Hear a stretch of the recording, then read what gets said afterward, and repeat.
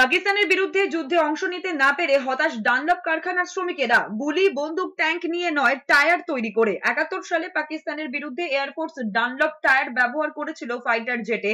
ঠিক তেমনি ভারতীয় সেনা ১৯৯৯-এ এই ডানলপ টায়ার ব্যবহার করেছিল, কিন্তু ২০২৫-এ সে সুযোগ না থাকায় মন খারাপ শ্রমিকদের।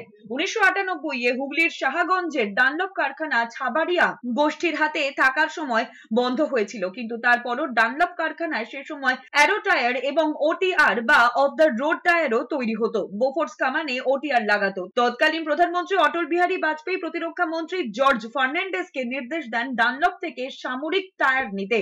এরপরে ১৯৯৯ সালে কার্গিলের যুদ্ধে ডানলপের টায়ারই সেনাবাহিনীর কাজে লাগে।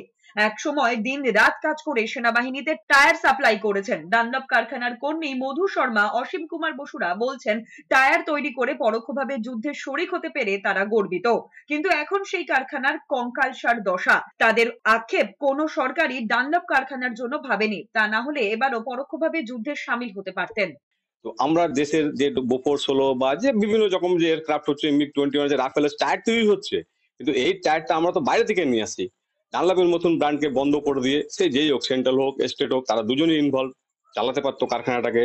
আজকে কারখানার কোনো অস্তিত্ব নেই। একসময় প্রধানমন্ত্রী নিজের বাজপেয়ী এখানে অর্ডার দিয়ে টায়ারটা নিয়ে গেছিলেন, যে বলেছিলেন ঠিক আছে আমি ডানলপকে দেখছি আমরা কি করা যাবে, কিন্তু কিছুই হলো না। আমরা নিজেরা গর্ববোধ করেছিলাম যে এই ডানলপ টায়ারই একমাত্র যুদ্ধকালীন পরিস্থিতিতে দেশ বাঁচাতে পারে এবং সবকিছু থেকে তারা দেশের একটা সবচেয়ে ঊর্ধ্বতম স্থান দখল করে রাখবে। কিন্তু আজকে আমাদের খুব দুর্ভাগ্য, সেই ডানলপ কারখানা আজকে টোটালি নিমজ্জিত